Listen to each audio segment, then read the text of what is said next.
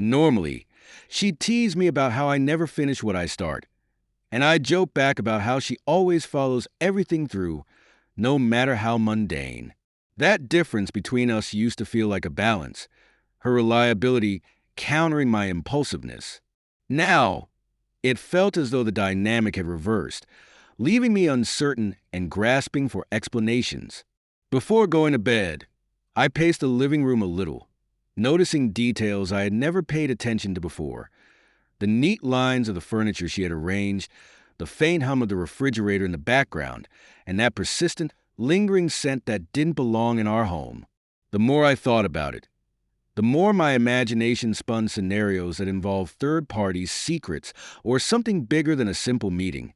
Still, it felt ridiculous to suspect Jessica of anything. I had always relied on her steadiness, believing that if anything were off, she would find a clear, rational way to talk about it. Despite these nagging doubts, I eventually forced myself into bed, figuring I'd feel differently in the morning. My mind doesn't stay on one track for too long. I shift gears easily and sometimes to my own detriment. If something isn't immediately pressing, I have a habit of brushing it under the rug. That night, however, I couldn't quite find the mental switch to ignore the tension. A strange apprehension kept me awake longer than usual. As I finally drifted off, 100 half-formed thoughts whirled through my head. I wondered about the new art studio she mentioned, about the possibility of some complicated project that demanded late-night brainstorming, about whether the cedar scent might just be some random cologne from another person at the studio. Logically, it might all add up to nothing, but it's not in my nature to linger on logic for too long. Eventually, I let fatigue win and drifted into an uneasy sleep. That restless night would set the stage for far more jarring discoveries to come.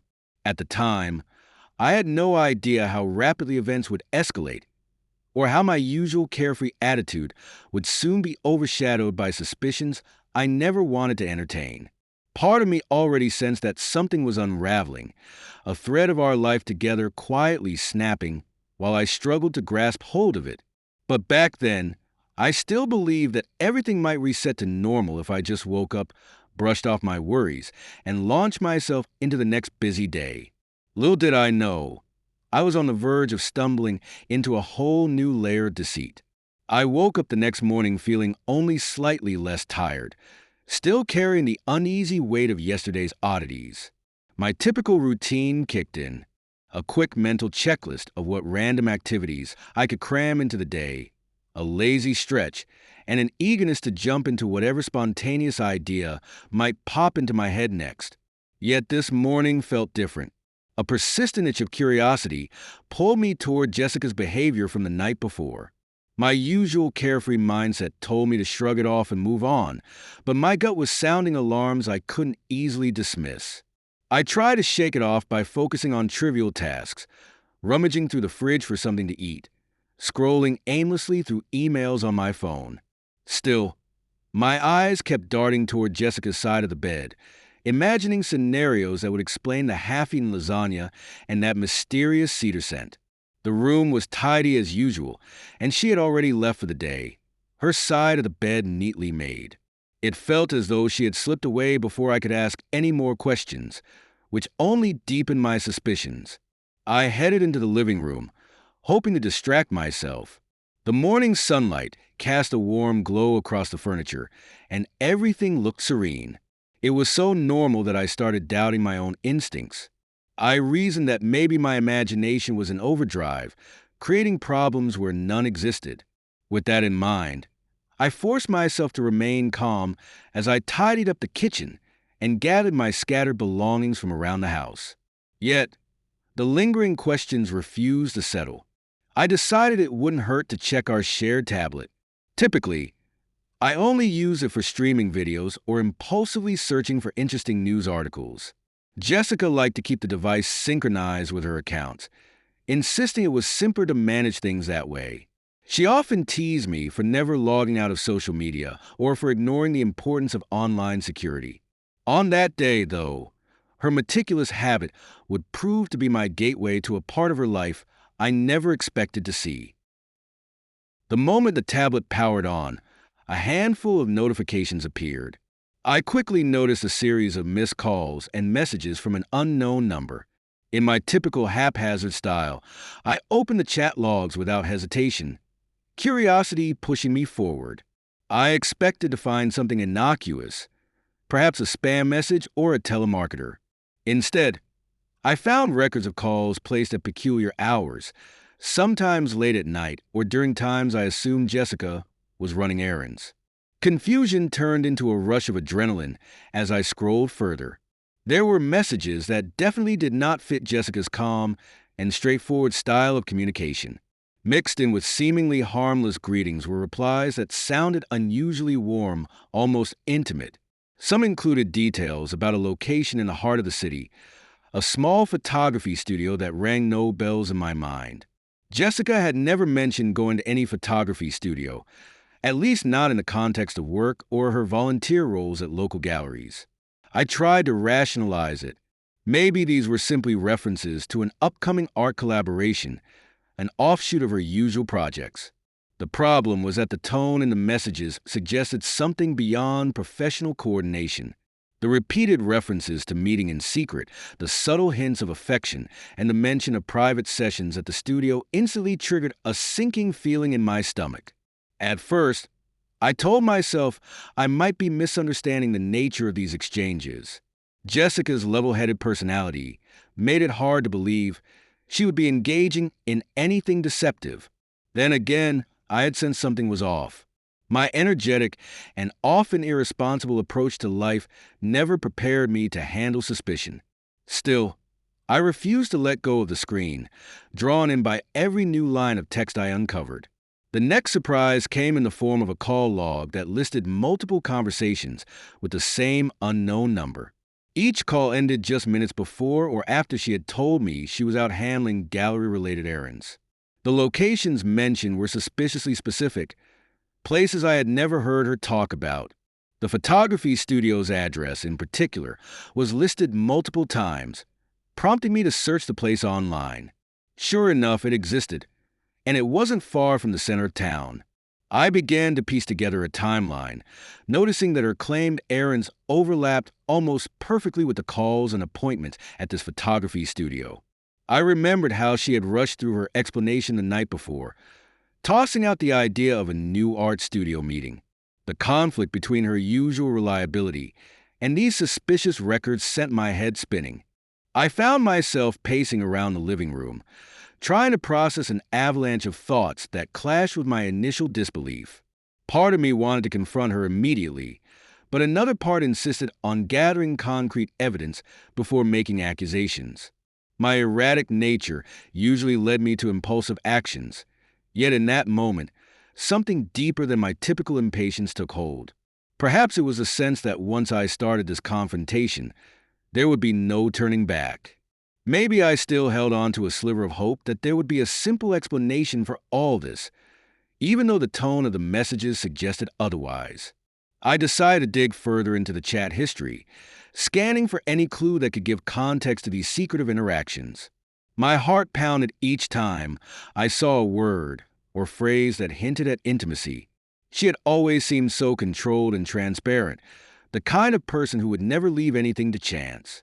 Yet here were these messages, painting an entirely different picture of her life. The more I read, the more convinced I became that this wasn't just a misunderstanding. Feeling a wave of panic, I transferred every chat log, call log, and screenshot to a folder on my own device.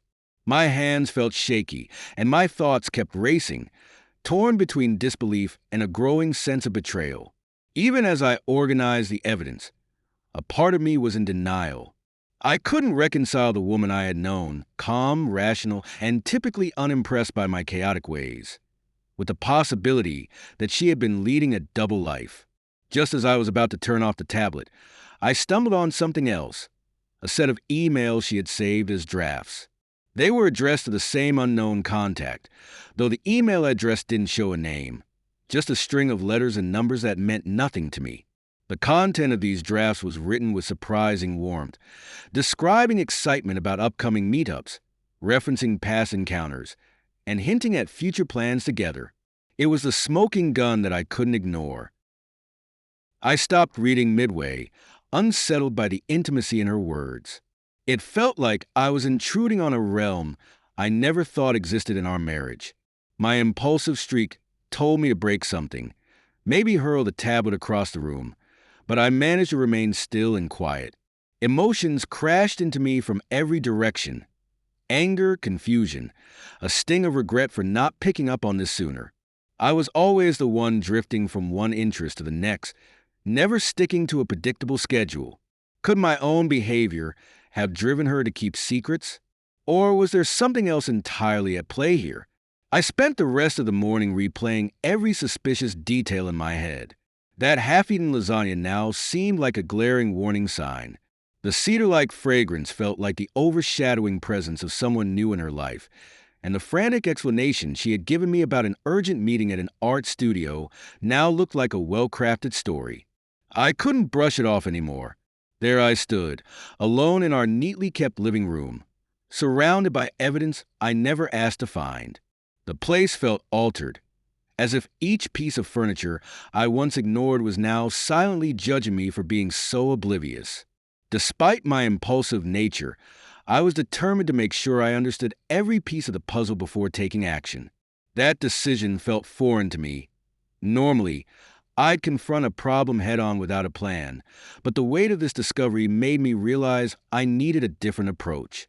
I set aside the tablet and tried to calm down, telling myself I would figure out the next move once I had more solid proof. Part of me thought that if I confronted Jessica right away, she would either shut me down with one of her perfectly reasoned explanations or twist things in a way that would leave me more confused.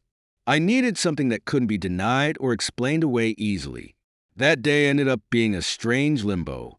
I remember pacing the house, grabbing my car keys multiple times, then tossing them aside. I'd never felt such a complicated mix of dread and adrenaline.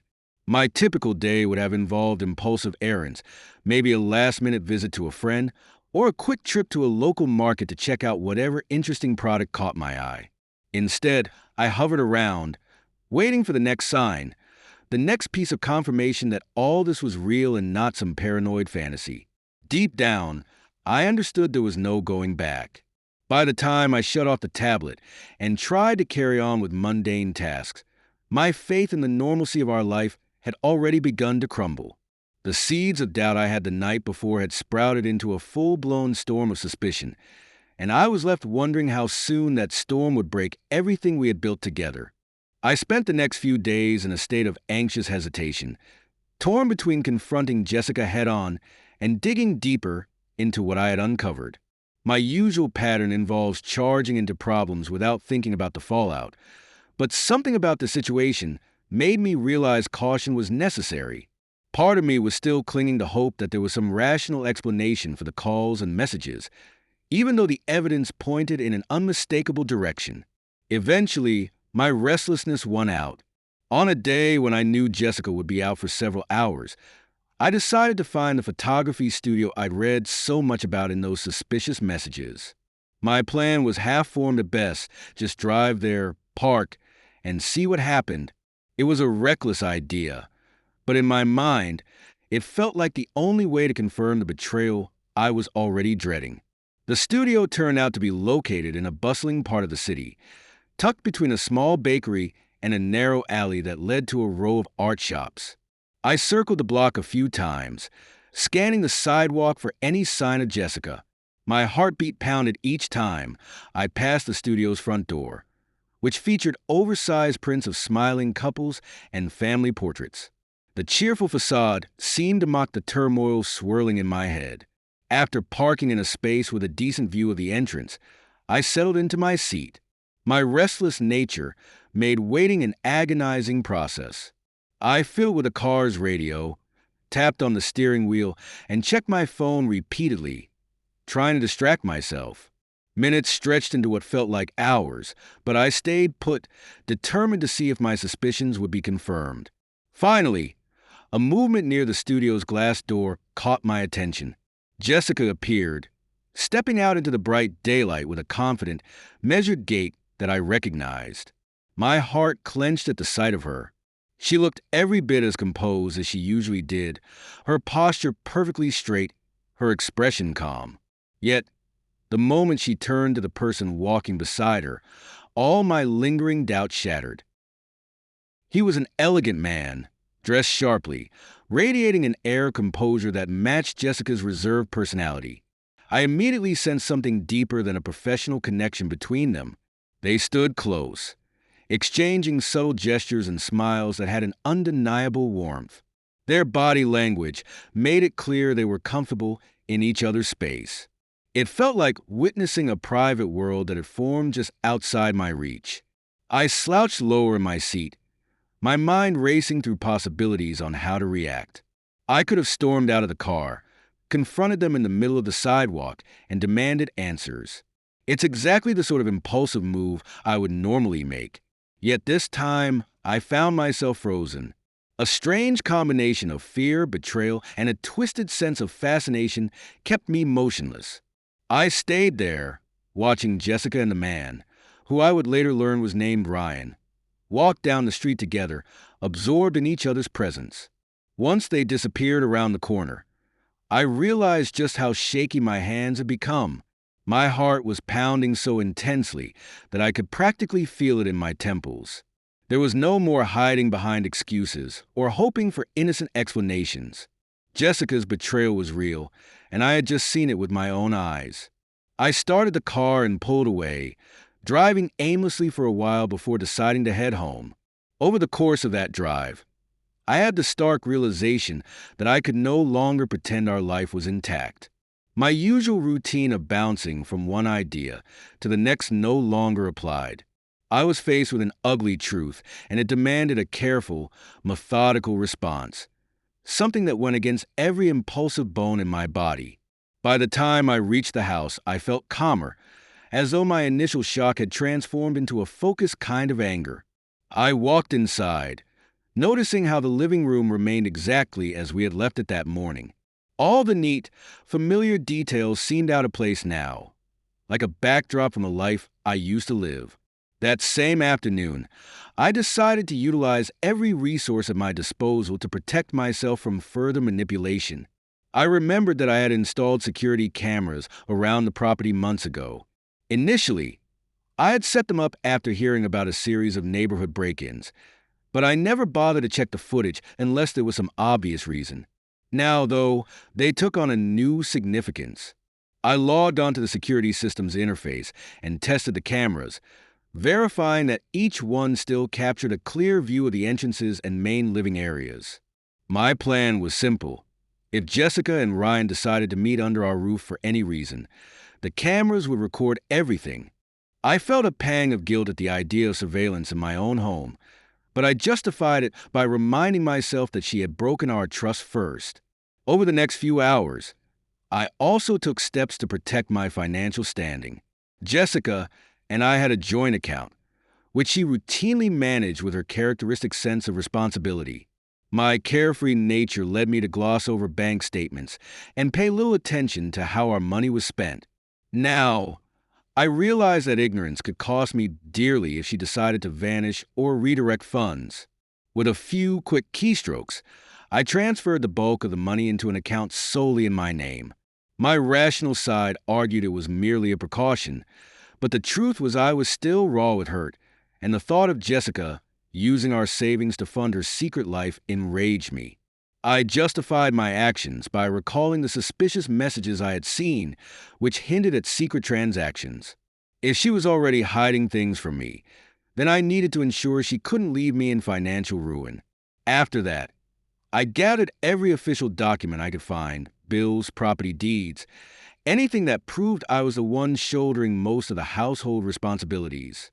When we first got married, Jessica insisted on thorough record keeping, labeling folders meticulously and storing them in a locked cabinet. I had never been interested in that level of organization, but now her habit became my advantage. Flipping through stacks of documents, I felt the weight of our shared history. Mortgage statements, tax returns, and insurance papers all bore my name prominently. The evidence spoke plainly. I had covered much of the household workload, from bills to repairs, while she pursued her interest in the art world. At the time, it seemed normal. I didn't mind taking care of practical tasks because it gave me the freedom to drift in and out of random projects without worrying about letting anything important slip. Now, those documents were shaping up to be a protective shield against whatever she might attempt next. Despite my frantic preparation, the house itself remained silent and unchanged. The hours ticked by, and Jessica still hadn't returned from her day out with Ryan. My thoughts jumped between rage, sadness, and an odd sense of relief that I was no longer in the dark. I kept imagining the confrontation that was bound to happen, wondering what I would say and how she would respond. A part of me dreaded the explosive argument, but another part was ready to unleash every ounce of fury I had pent up since I uncovered her secret. Even as the storm of emotions swirled within me, I maintained a surprising level of focus. It was as if I had finally found a reason to be decisive, no longer weighed down by my usual scattered approach to life. I made a mental list of the next steps: confront Jessica, present the evidence, and refuse to back down if she tried to lie or twist the facts. By the time I finished checking the security cameras, I felt more in control than I had in a long while, angry, hurt, but steady. In the back of my mind, I sensed that the biggest clash was still ahead. I imagined her walking through the door, returning to her calm, self-assured demeanor, expecting everything to be just as she left it. She would have no idea that I had spent the day confirming every suspicion, collecting irrefutable proof, and devising a plan to defend myself. I tried to distract myself by flipping on the television and leafing through a magazine, but I couldn't concentrate on anything for more than a few seconds. The gravity of the situation weighed on me, reminding me that the next confrontation could forever change our lives.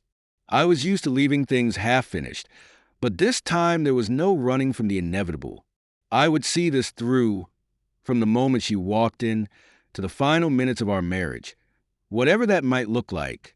As night approached, I glanced around the quiet rooms, each one neatly organized under her watchful eye. For so long, I believed we were a mismatched pair that somehow balanced each other out. She brought order to my chaos, and I brought spontaneity to her careful planning. Now, it felt like we were nothing more than strangers, each locked in separate worlds. I had proof of her betrayal, a financial barricade in place, and a determination to expose the truth. She, on the other hand, had built a life in the shadows, assuming I'd never pull back the curtain. Every minute spent waiting sharpened my focus, transforming my usual flighty energy into a hard edge of resolve. I braced myself for her return, convinced that the moment she stepped inside, the fragile normality of our home would be shattered by the confrontation neither of us could avoid. In the days following Jessica's departure, my life settled into a strange calm that I hadn't anticipated.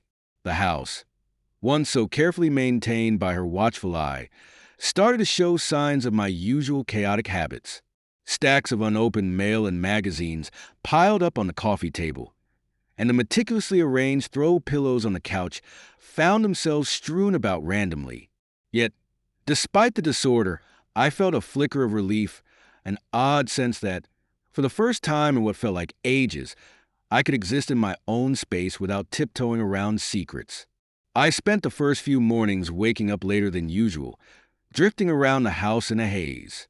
If someone had asked me how I was doing, I wouldn't have known how to answer. A flood of emotion still simmered inside me: anger at Jessica for her betrayal, disappointment in myself for not catching on sooner, and a surprisingly strong sense of release that I no longer had to live under the same roof with a person whose loyalty I had come to question so profoundly.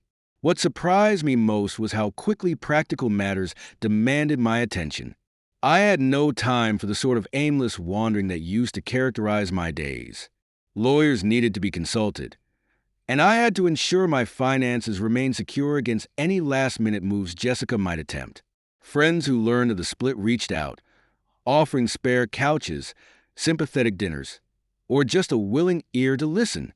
In the past, I might have hopped from one friend's place to another, searching for distraction. But this situation felt too serious to ignore with my usual impulsiveness. Still, my unpredictable tendencies managed to surface now and then. After a particularly grueling phone call with a legal advisor, I found myself grabbing my car keys and driving to a nearby state park on a whim.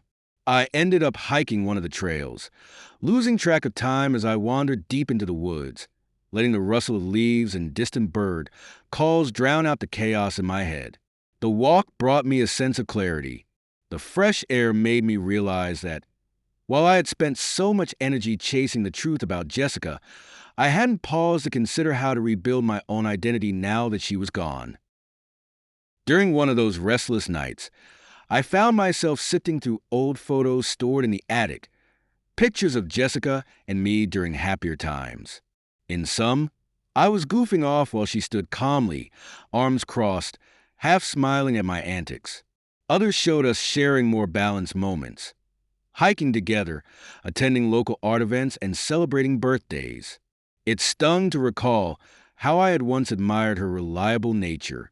I guess a part of me had hoped that her steady presence would anchor my reckless impulses. Looking back, it was easy to see the cracks forming, though I refused to acknowledge them at the time. Meanwhile, the legal processes rolled on. Meetings with my lawyer became routine, and each conversation felt more serious than the last. At first, the entire ordeal felt surreal. Signing documents that officially unraveled the marriage, reviewing evidence of her deception, and ensuring that I maintained control of the house. Occasionally, the memory of that final confrontation with the police in our living room brought a bitter taste in my mouth. The echoes of that betrayal would probably linger for a long time, but I made a point to remind myself that it was better to face hard truths than to live in ignorance. While I navigated the legal details, Jessica's attempts to reassert herself filtered back to me through secondhand sources, friends of friends, acquaintances who saw her in passing. Apparently, her calm demeanor persisted, even as her financial resources dwindled. The money she had tried to slip away was either frozen or accounted for, thanks to the protective measures I had taken. She had no real grounds to reclaim the house or any major share of our joint assets. Though she might have tried to portray me as the irresponsible one, the documentation showed that I had been paying the mortgage, dealing with bills, and handling the bulk of our shared responsibilities. In small moments of introspection, I wrestled with an unexpected wave of guilt. There was this nagging voice inside me asking if my spontaneous, somewhat directionless lifestyle had pushed her to look for something else. Perhaps my constant pursuit of novelty made her feel neglected or uncertain about the future. But every time that regret flared up, I countered it by recalling her lies. There are more honest ways to address dissatisfaction than creeping around with a stranger. It wasn't all heavy introspection, though. My inherent tendency to jump from one interest to another unexpectedly became a tool for healing. One day, I might start reorganizing the living room furniture to create a space for a new hobby, like a small corner to practice photography myself. Ironically, another day, I would get the sudden urge to repaint the guest bedroom, picking a bright, ridiculous color scheme that Jessica would have hated. The projects rarely followed a coherent plan, but they helped me keep moving forward. A couple of weeks after she moved out, I found an odd motivation to clean out the garage, something I had neglected for ages. While sorting through dusty shelves and boxes, I came across items I'd nearly forgotten. An old set of chisels from when I briefly got into woodworking, a half-completed canvas from my attempt at painting, and a neglected drum set from my ill-fated rock band phase. It dawned on me that my pattern of jumping into new endeavors had led me to collect numerous abandoned projects. At first, I felt a pang of embarrassment, but then I realized all these starts and stops were a reflection of who I was, someone who embraced new experiences without too much caution. Finishing the task in the garage became strangely cathartic. I ended up donating some of the items I knew I'd never use again and reorganizing those I might revisit. It felt like a symbolic act, a way of acknowledging my past, while making room for whatever came next. If Jessica had ever found any of those half-forgotten projects irritating, well, She wasn't here to complain anymore. This space was now fully mine to manage as I pleased. I also made a point to revitalize my social connections, some of which had fallen by the wayside. I called up friends I'd lost track of, spontaneously dropped in on a few acquaintances, and rekindled my passion for meeting new people. My approach might have lacked structure, but it reminded me there was a whole life waiting outside the confines of this drama. While I didn't share the details of Jessica's betrayal with everyone, most close friends knew something major had gone down. A few offered advice or commiseration, while others just let me crash on their couches for a weekend visit. The more distance I put between myself and the marriage, the clearer it became that trust, once shattered, leaves a permanent mark. I realized that no matter how impulsive or carefree I might appear, deep down I value genuine honesty. It's a lesson I learned the hard way, and I couldn't help but wish it had been taught through less painful means. As for Ryan, I only heard fragments of how things ended up for them. Someone mentioned that he disappeared from the photography studio shortly after the confrontation, possibly moving on to a new city or a new endeavor. I never put in the effort to dig deeper. My mind had moved beyond the details of their affair. Knowing that it happened was enough. Finally, the day came when the last of the legal details were settled. I woke up early, drove downtown, and signed a series of papers that sealed my new status. Standing there, pen in hand, I thought about how differently life had turned out from what I originally planned. It wasn't an outcome I ever envisioned, but the clarity that came with it felt oddly liberating. Heading back to the house, I allowed myself a moment to reflect on how I had changed. My usual approach would have been to celebrate the end of this painful chapter by impulsively taking off on a road trip or throwing a wild get-together. Instead, I chose a quieter route. I brewed a pot of coffee, sat on the porch, and watched the late afternoon sun cast shadows across the yard. It struck me that, while my sense of spontaneity and energy remained intact, I had learned the importance of measured action when it truly mattered. That evening, I gathered a few close friends who had supported me through the ordeal and had a simple dinner. We ate takeout in the living room, laughed over random stories, and, for a while, managed to forget about everything except the present moment. There was no grand toast or speech about new beginnings, but in my mind, I recognized that this was exactly what it was, a new start, free from deception. When I turned in for the night, I felt that same emptiness in the bed where Jessica used to sleep, but it was less haunting than before. In place of heartbreak, there was a cautious optimism. I understood that I'd have to rebuild aspects of my life and probably confront lingering bitterness from time to time. But I also recognized a deeper resilience in myself, a willingness to step forward, guided by experience instead of naive trust. Sometimes, I still glance around the house and notice reminders of her, a stray piece of jewelry, a book she left behind. Instead of anger, I feel a distant acceptance. The pain lingers, but it's no longer the dominant force in my life. I've come to realize that being irresponsible or unpredictable doesn't have to mean being blind to what matters. In the end, maybe my scatterbrained tendencies will remain part of my personality, but I've decided they won't stop me from protecting my own well-being. In this aftermath, I find myself standing on a threshold yet again, but without the fear that once haunted me. I'm ready to embrace whatever new interests cross my path, mindful of who I let into my life and how I handle trust. What happened with Jessica may always stand as a testament to how quickly everything can change, but it also serves as a reminder that when all is said and done, surviving betrayal can lead to a kind of rebirth. I might still be the unpredictable one, leaping into fresh pursuits with unchecked enthusiasm, but now I carry a sharper awareness of what true honesty means. Looking around my slightly disorganized home, I sense a renewed appreciation for the chaos that mirrors my personality. A place I can fill with laughter, random projects, and most importantly, a sense of genuine authenticity. The shadows of deception have faded, replaced by a calm and steady light that feels, in its own strange way,